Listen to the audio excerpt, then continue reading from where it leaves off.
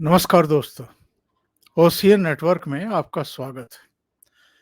2024 के लोकसभा चुनाव से पहले जिस टूल किट के अस्तित्व में आने और सक्रिय होने की आशंका जताई जा रही थी, चर्चा हो रही थी, वो अब सामने है।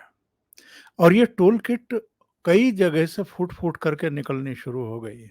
जी हाँ, अमेरिका में फूट रही है। पिछले 2 दिन से 3 दिन से राहुल गांधी वहाँ कभी मीडिया से बातचीत कर रहे हैं, कभी वहाँ रह रहे भारतीयों से बातचीत कर रहे हैं, कभी किसी सेमिनार में शामिल हो रहे हैं और किस-किस तरह की बातें कर रहे हैं, वो सारा इस समय मीडिया में आ गया है। जो लंदन में बकवास हुई थी, ठीक उसी तर्ज पर अमेरिका में भी। और एकमेव ध्येय क्या है उनका, हेतु क्या है? प्रधानमंत्री नरेंद्र मोदी को बदनाम करना और उनके बारे में विश्वमन फैलाना।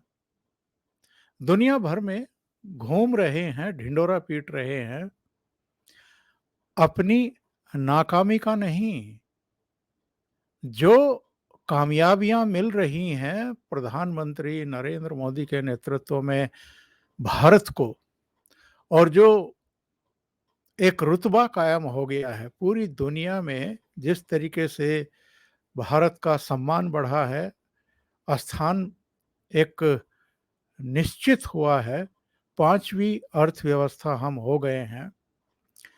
कहीं कोई दंगा, फसाद, आतंकवाद कुछ नहीं है, शांति है। पाकिस्तान को और चीन को हम लोगों ने हदों में रखा है।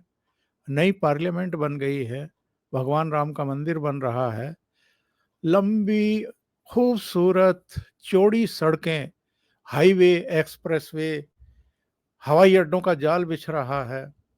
इसके अलावा वाटरवेज, हर तरफ आप देखें तो विकास के काम हो रहे हैं। भ्रष्टाचारियों पर नकेल कसी जा रही है, उनके खिलाफ कार्रवाइयां हो रही हैं, लेकिन राहुल गांधी विश्वमन कर रहे हैं ये कहते हुए कि साहब, भारत में 80 के दशक में जितने दलित असुरक्षित थे, दबे हुए थे, आज उतने ही मुसलमान हैं। यहाँ रह रहे मुसलमानों को कोई शिकायत नहीं है, पर ये जो राजनीतिक दल हैं और इनके नेता हैं, ये उन्हें ज्ञान दे रहे हैं कि आप बहुत सताए जा रहे हो, आपको बहुत दबाया जा रहा है, आपके साथ बहुत पक्षपात हो रहा है। इस तरह की हरकतें वो कर रहे हैं। ये तो हुई अमेरिका की बात। भारत की बात करें तो यहाँ भी अलग-अलग क्षेत्रों में वो सारी टूल किट लगभग सक्रिय होने की स्थिति में आ गई हैं। जहाँ-जहाँ भारतीय जनता पार्टी ने 2014 और 2019 में बहुत बेहतरीन प्रदर्शन किया था, जहाँ से ऐसे नतीजे आए थे कि कई दिग्गज चारों खाने चित्त हो गए थे। 2019 की तो सबसे बड़ी घटना आपको याद ही होगी। ये जो अमेरिका में इस समय प्रवास कर रहे हैं और ज्ञान बाँट रहे हैं पूरी दुनिया को और अमेरिका को, 2019 में चारों खाने चित्त हो गए थे अमेठी में स्मृति ईरानी के सामने। और क्या हाल हुई थी पूरे उत्तर प्रदेश में? 80 लोकसभा सीटों में से इनको केवल इनकी मम्मी वाली यानी रायबरेली की सीट नसीब हुई थी।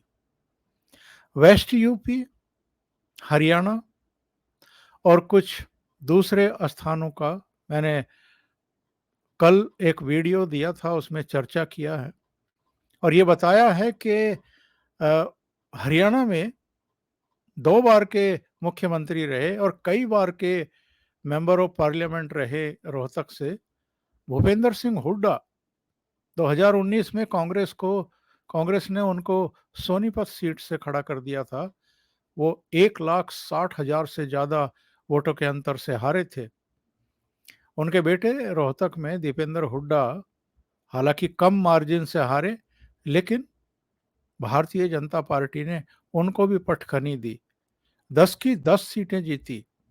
अधिकांश सीटें बस 2-3 सीटों को छोड़ करके 3 लाख से ज्यादा मार्जिन से भारतीय जनता पार्टी ने जीती और 2 करनाल और फरीदाबाद की तो 6 लाख के अंतर से जीती। पश्चिमी उत्तर प्रदेश की बात करें तो यहां बागपत से जयंत सिंह हार गए। उससे पहले 2014 में अजीत सिंह हार गए थे। अजीत सिंह अपने बेटे को बागपत से लाने और जिताने के लिए खुद मुजफ्फरनगर शिफ्ट हो गए, तो 2019 में वो भी हार गए, यानी पिता पुत्र दोनों हार गए। 2014 में अजीत सिंह तो बागपत से हारे थे और जयंत मथुरा से हारे थे, इसलिए 2019 में मथुरा जाने की उनकी हिम्मत ही नहीं हुई।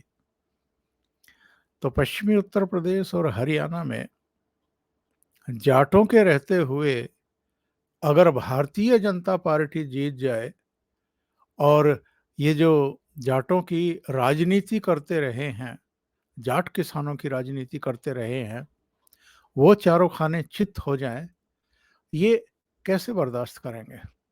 हरियाणा में एक पंजाबी मनोहर लाल खट्टर को नरेंद्र मोदी मुख्यमंत्री बनाए और एक बार नहीं दूसरी बार भी बनाए, ये लोग कैसे बर्दाश्त कर सकते हैं। इनको तो लगता है कि अगर हम 22 या 24% हैं, कुछ लोग कहते हैं कि जी 26% हैं हरियाणा में, तो मुख्यमंत्री हमारा होना चाहिए। यानी 22, 24 या 26% वाले मुख्यमंत्री पद पर अपना दावा करते हैं और जो 72, 74 या 76% अन्य कौमें हैं, उनको मुख्यमंत्री पद नहीं मिलना चाहिए। पश्चिमी उत्तर प्रदेश में जो लगातार किसानों का आंदोलन चलाते रहे, आंदोलन के नाम पर मैं तो कहता हूं कि धंधा करते रहे हैं, इनके बारे में मशहूर है, पैसे लेकर के धरना शुरू करते हैं, पैसे लेकर के ही धरना उठा देते हैं। और पिछले 30 सालों में जो कायाकल्प हुई है इनकी, जितनी अकूत दौलत इन्होंने कमाई है और जगह जगह इनके शोरूम हैं और दूसरी चीजें हैं, सिसोली में भी आलीशान घर बना लिया है, मुजफ्फरनगर में भी है, कुछ दूसरी जगहों पर भी इनकी संपत्ति है। उसकी जांच हो जाए तो इनको जवाब देना भारी पड़ जाएगा कि ये पैसा कहां से आया है। यानी आय से अधिक संपत्ति का मामला सीधे सीधे बनेगा और शायद तब बहुतों के भंडाफोड़ हो जाएंगे कि कौन कौन इनको आंदोलन चलाने के लिए भी और आंदोलन उठाने के लिए भी पैसे देता रहा है या प्रायोजित करता रहा है। बहुत लंबा आंदोलन इन्होंने दिल्ली में चलाया था, 13 महीने, और 13 महीने में एक बार भी ये नहीं बता पाए थे मीडिया को या सरकार को कि 3 कृषि कानून के कौन से प्रावधानों से इनको परेशानी है, दिक्कत क्या है, नहीं बता पाए थे। लेकिन तीनों कृषि कानून वापस लीजिए, सरकार को झुकाने की जिद थी प्रधानमंत्री नरेंद्र मोदी की, खास तौर से इस पूरे जाट बेल्ट में छवि खराब करने की कोशिश थी, साजिश थी। क्यों? क्योंकि 2014 में भी, 2017 में विधानसभा चुनाव में भी, 2019 में लोकसभा चुनाव में भी नरेंद्र मोदी ही प्रधानमंत्री के तौर पर सामने आए। उत्तर प्रदेश में राज्य सरकार भारतीय जनता पार्टी की बनी और अभूतपूर्व जनादेश के साथ बनी, और इन सारी बेल्ट में भी भारतीय जनता पार्टी को कामयाबी मिली। न केवल उत्तर प्रदेश में, हरियाणा की भी बात करूं तो हरियाणा में 2014 में भी भारतीय जनता पार्टी की वहां पर सरकार बनी मनोहर लाल खट्टर के नेतृत्व में। 2019 में फिर से बनी अक्टूबर में। तो ये सब एक तरीके से परेशान हाल हैं। इनको लगता है कि हमारे हल्ला-गुल्ला करने के बावजूद, हमारे आंदोलन करने के बावजूद और हरियाणा में तो जाट आरक्षण के नाम पर जो आगजनी, हिंसा, तोड़-फोड़ की गई थी कई जिलों में, वो अपने आप में अभूतपूर्व है। वो भी कौन लोग थे वो हिंसा करने वाले, तोड़-फोड़ करने वाले, आगजनी करने वाले, पेड़ काट कर के सड़कों पर डालने वाले, पूरी तरीके से अराजकता करने वाले और कई शहरों में गैर जाटों के जो प्रतिष्ठान थे, उनको टारगेट करके उनको जलाने और तोड़ने फोड़ने वाले। ये सब जानते हैं, हरियाणा में भी और अब तो हरियाणा के बाहर भी जान चुके हैं। तो वही सारे लोग इकट्ठा होकर के अब नए सिरे से दिल्ली में वही तीनों चारों मोर्चों पर फिर से जमने की भूमिका निभा रहे भूमिका बनाना शुरू कर दिए हैं।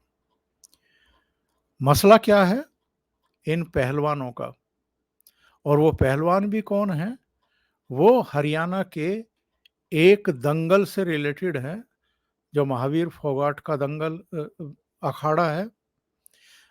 उसी के परिवार की बेटियां हैं, बल्कि उनकी अपनी बेटी बबीता और गीता वो इससे अलग हैं।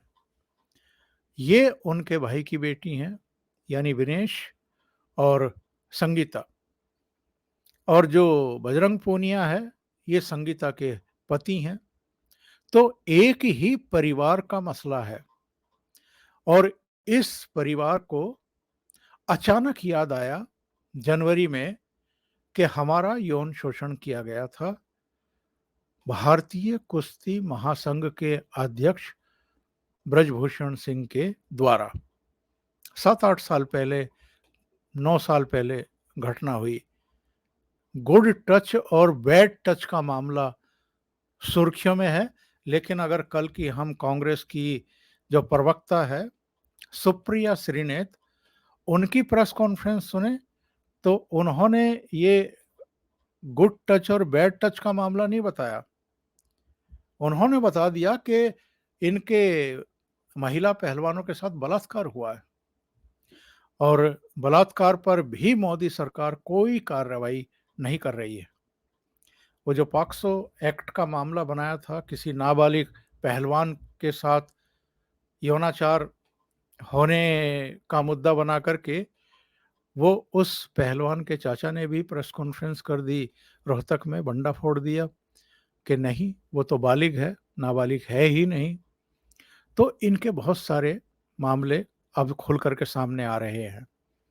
बहुत सारे सवाल इनसे पूछे जाने चाहिए, पूछे भी गए हैं, उनका जवाब ये ठीक से दे नहीं पाए कि जब एफआईआर दर्ज हो गई थी, जब पुलिस जांच कर रही थी, उसके बावजूद ये धरना प्रदर्शन क्यों करते रहे। और बाकी सवालों को छोड़ दीजिए, 28 मई को जब नई पार्लियामेंट देश को लोकार्पित की जा रही थी, तब इन्होंने हंगामा क्यों किया, पुलिस से टकराव क्यों किया, ये नई संसद की तरफ मार्च क्यों निकाल रहे थे, किसके कहने पर निकाल रहे थे, और उसी दिन क्यों निकाल रहे थे जिस दिन नई संसद का लोकार्पण होना था। उसी दिन सरकार ने बहुत सख्ती की, इनके डेरे तंबू उखड़वा दिए वहां से, यानी आपके जंतर मंतर से। उसके बाद सुनते हैं कि साक्षी मलिक दिल्ली में है, बाकी सब लौट गए हैं, लेकिन उससे पहले एक और कर्मकांड हुआ। अपने मेडल लेकर के ये हरिद्वार पहुंच गए कि गंगा में बहाएंगे, हमारा सम्मान नहीं हो रहा, हमारे मेडल्स का सम्मान नहीं हो रहा। बार बार कहते हैं कि हम मेडल जीत करके लाए हैं भारत के लिए लाए हैं या अपने लिए लाए हैं। और मेडल जीतने के बाद जो नौकरियां मिली हैं, जो बेशुमार दौलत मिली है, वो भी वापस कर दो, उनको भी बहा दो। लेकिन वहां पहुंच गए नरेश टिकैत, राकेश टिकैत के बड़े भाई। वो मेडल ले आए कि मेडल गंगा में मत बहाओ, हमको दे दो, हम 5 दिन का अल्टीमेटम दे रहे हैं सरकार को। तो इन्होंने क्या किया, मुजफ्फरनगर में जो सोरम है वहां पर वीरवार को एक महापंचायत बुला ली, जिसमें पश्चिमी उत्तर प्रदेश, हरियाणा, राजस्थान, आसपास के इलाकों के चौधरी बुला लिए। और वहां पे जो इन्होंने प्रस्ताव पारित किए हैं उनको पढ़ करके हंसी भी आ रही है, गुस्सा भी आ रहा है। ये इन्होंने ऐलान किया कि साहब ये जो मेडल हैं ये गंगा में बहाने के बजाय ये जो पहलवान हैं ये अंतर्राष्ट्रीय कुश्ती महासंघ के माध्यम से इनको नीलाम कर दें। इनकी बुद्धि पर तरस नहीं आता है ये सुनकर के आपको? नीलाम करवा रहे हैं मेडल्स को। दूसरा प्रस्ताव उन्होंने क्या रखा, इन्होंने कहा कि अब खाप प्रमुखों की समिति भविष्य में पहलवान के विरोध के लिए मेन बॉडी के तौर पर कार्य करेगी। यानी खाप पंचायतों ने इन पहलवानों का ये जो आंदोलन है, प्रदर्शन है, धरना है, जो भी है, इसको एक तरीके से हाईजैक करने का फैसला कर लिया है। नंबर 3, एक प्रतिनिधिमंडल को तय किया जाएगा जो पहलवानों का पक्ष लेकर राष्ट्रपति और गृह मंत्री के पास जाएंगे और पहलवानों की बात रखेंगे। यानी पहलवानों को इतनी अकल नहीं है, इतनी समझ नहीं है, इतना ज्ञान नहीं है कि राष्ट्रपति से कैसे टाइम लिया जाता है अपनी बात रखने के लिए और गृह मंत्री से कैसे मिला जाता है। तो इस काम को भी अब ये खाप पंचायतों के प्रतिनिधि ही करेंगे, ये नहीं करेंगे। चौथा प्रस्ताव क्या है, दिल्ली की सीमाओं को फिर से बंद किए जाने पर महापंचायत में सहमति बन गई। यानी 13 महीने का जो आंदोलन तब चलाया था वैसा ही आंदोलन अब 2024 से पहले फिर से दिल्ली की सारी सीमाओं को जाम करके, बंद करके ये फिर आंदोलन छेड़ेंगे। पांचवा प्रस्ताव क्या है, देश भर में आंदोलन खड़ा किया जाएगा और ये सब फैसले लेकर के कहा गया कि कुरुक्षेत्र में एक और महापंचायत बुलाई जाएगी और वहां चर्चा करके, यानी हरियाणा के लोगों से चर्चा करके फिर फैसलों पर अंतिम मोहर लगाई जाएगी। आपको ये सब सुनकर के क्या लग रहा है? क्या टूल किट एक्टिव हो गई है 2024 के मद्देनजर? और जरा ध्यान रखिए, ये सब इसी इलाके के लोग हैं, वेस्ट यूपी के, जहां जाटों की खाप पंचायतें हैं, खापें हैं।